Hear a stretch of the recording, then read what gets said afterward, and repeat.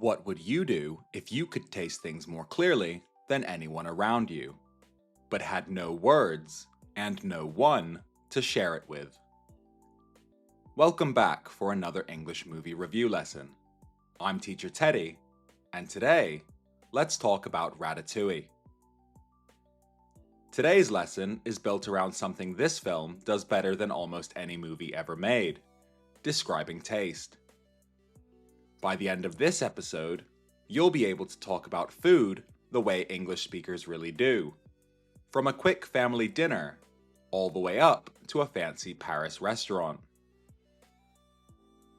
The story begins by introducing Remy, a young rat living in the French countryside, born with a sense of smell and taste far sharper than anything the rest of his colony can even imagine. When Remy tries a piece of cheese together with a strawberry, he doesn't simply eat it, he experiences it, noticing every separate flavor as it appears, combines, and changes. This is the perfect place to start, because English has 4 basic taste words: sweet, like strawberries or sugar; salty, like crisps or seawater; bitter, like strong black coffee; and sour, like a fresh lemon. There's also a very useful 5th word, savoury, which describes food that is full of flavour but not sweet, like cheese, soup, or roasted vegetables. For Remy, though, taste is only half of the story, because food also has texture. The cheese he loves is creamy, and a good baguette is crunchy. Creamy and crunchy are texture words. They describe how food feels in your mouth, rather than how it tastes. A thick mushroom soup is creamy. A fresh apple is crunchy. And English speakers use texture words constantly, often more than taste words themselves. While the rest of his colony happily swallows rubbish without a second thought, Remy dreams of becoming a real chef, cooking proper meals instead of stealing scraps. His father, Django, who leads the colony, believes rats and humans must always stay apart, and his brother, Emile, will eat almost anything without once asking himself how it actually tastes. When the colony is discovered and forced to flee its countryside home, Remy becomes separated from his family and ends up alone, deep beneath the streets of Paris. Following his nose through the sewers, he surfaces near a once famous restaurant, founded by the great chef Auguste Gusteau, whose famous motto is just 3 words long: anyone can cook. There, Remy watches a clumsy, nervous young kitchen worker called Alfredo Linguini accidentally ruin the evening's soup. By the time Linguini has finished throwing in ingredients at random, the soup has turned completely bland. Bland is one of the most useful food words in English. It describes food with very little flavor, food that tastes of almost nothing. If a friend calls your cooking bland, they are politely telling you it needs more seasoning. Remy cannot help himself. Risking his life, he quietly fixes the soup, adding herbs and adjusting spices until the flavor becomes rich and perfectly balanced. Rich describes food with a deep, strong, satisfying flavor, and we use it most often for sauces, chocolate desserts, and creamy dishes. Be a little careful with it though. Rich foods can sometimes be too heavy, which is why English speakers also say things like, "It was delicious, but a little too rich for me." The soup is served by mistake. The customers love it, and Linguini suddenly receives credit for a dish he never really made.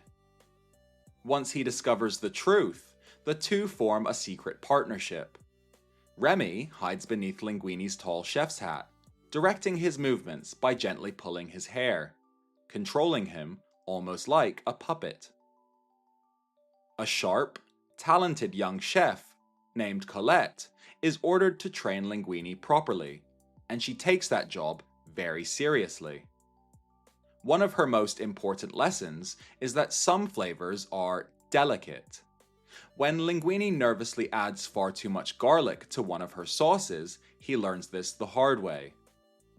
Delicate describes a light, gentle flavor that stronger ingredients can easily destroy, and we often use it for fish, fresh herbs, and carefully made sauces. Meanwhile, Skinner, the restaurant's scheming little head chef, grows more and more suspicious of Linguini's sudden success, and becomes determined to uncover whatever secret is hiding in his kitchen. Word of the food begins to spread across Paris, and returning customers start describing the new dishes as mouth-watering. Mouth-watering describes food that looks or smells so good that your mouth literally starts to water. And the lovely thing about this word is that you can use it before you've taken a single bite. And a secret does come out, just not the one Skinner was looking for. Something long hidden about Linguini's past is discovered, something big enough to change the future of the entire restaurant. I won't spoil it here, but the discovery delights Linguini and absolutely horrifies Skinner. Then comes the news the whole kitchen fears.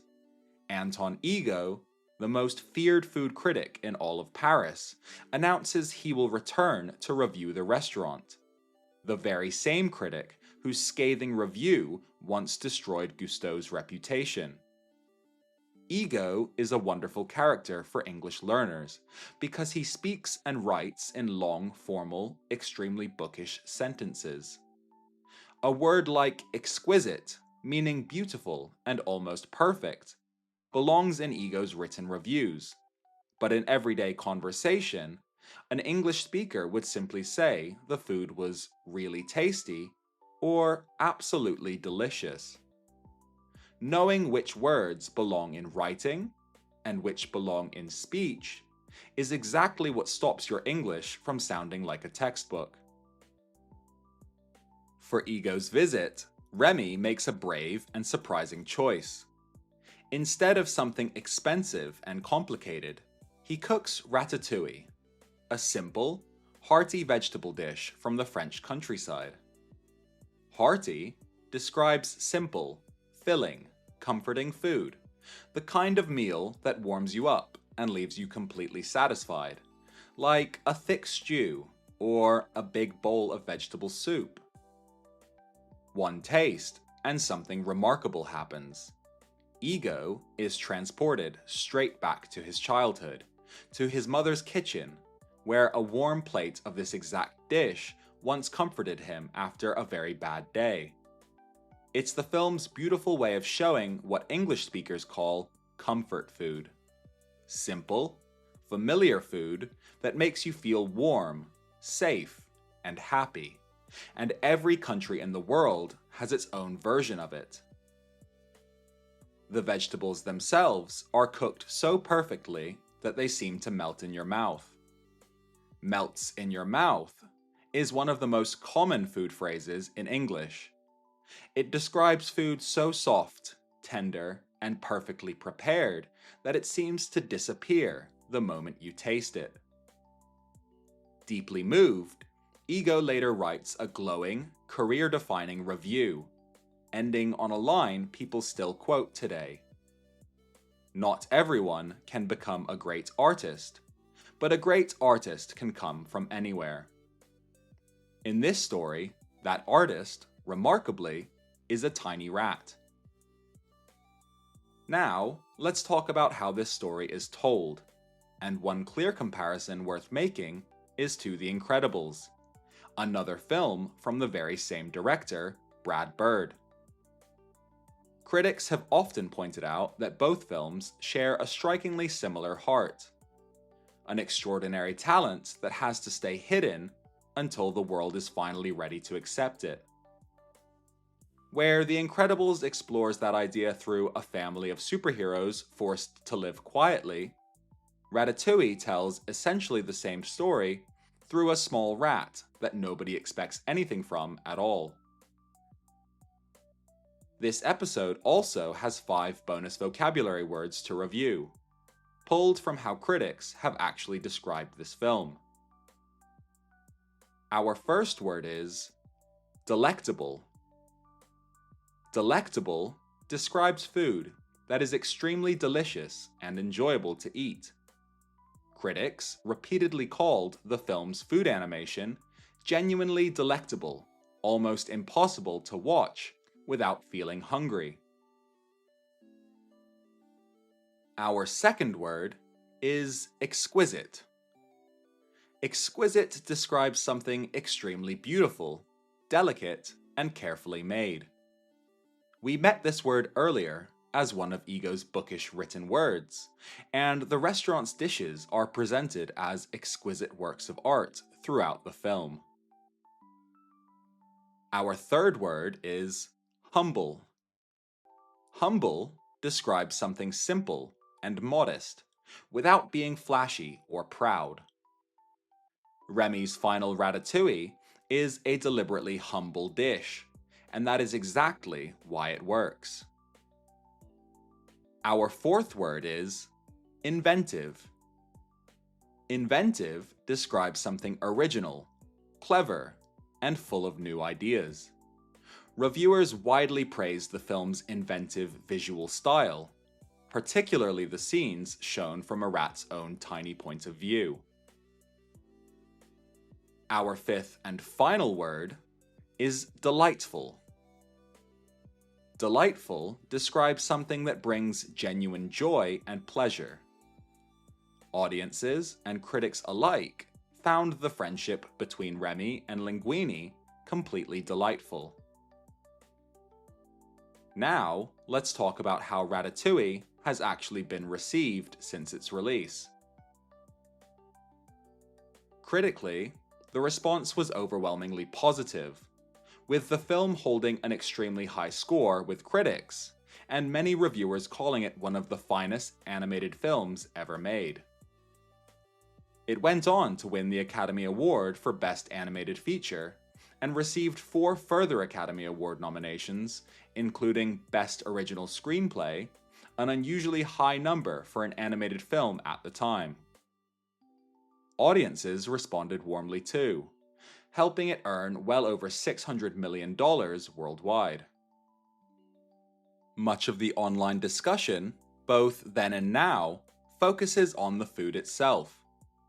Viewers constantly describe the cooking scenes as mouthwatering, and the film's director, Brad Bird, has said openly that he wanted audiences to almost smell and taste the dishes on screen. In a way, the film was attempting with pictures exactly what this lesson is doing with words, finding a way to share a taste with someone who cannot taste it themselves. The animators famously spent time inside real professional kitchens, watching actual chefs work, so that every small detail, from knife skills to plating, would feel convincingly real. And Anton Ego's final review has become one of the most widely quoted pieces of film writing in modern cinema, still referenced today whenever people discuss what fair, thoughtful criticism should look like. Let's go through the describing taste words from this episode.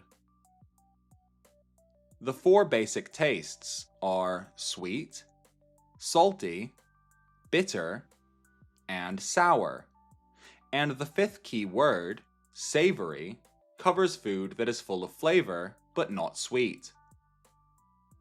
Texture words describe how food feels: creamy, like a smooth soup, and crunchy, like a fresh apple.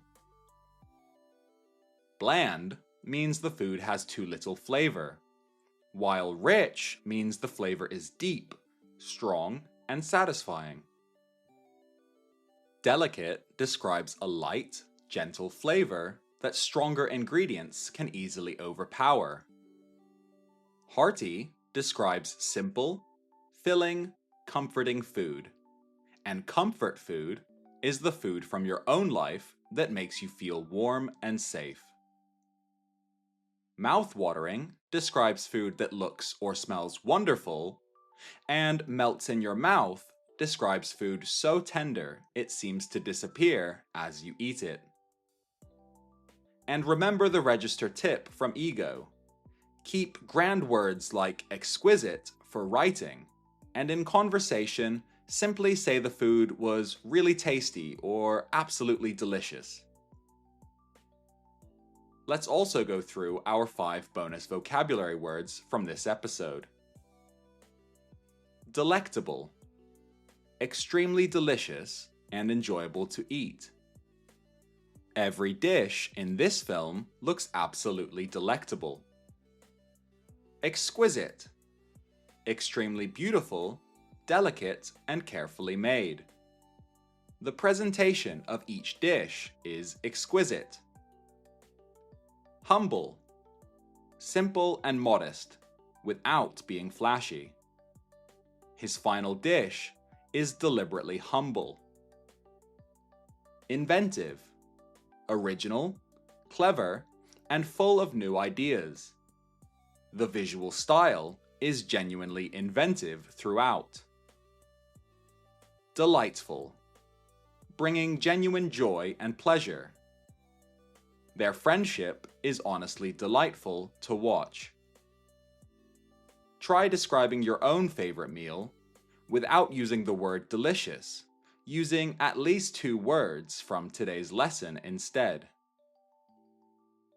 So, what's the final verdict on Ratatouille? It's a warm, inventive, genuinely delightful film about believing in your own talent no matter where you come from. And it contains some of the most mouth-watering food ever animated. If you enjoy heartfelt stories with real imagination behind them, this is a wonderful film to watch with family of any age. Did you enjoy Ratatouille? Let me know in the comments on the video, or get in touch. If this helped you improve your English today, subscribe on YouTube, or follow along on Spotify or Apple Podcasts for more movies reviewed in slow, clear English. Interactive learning materials for this lesson can be found for free on engmoviereviews.com.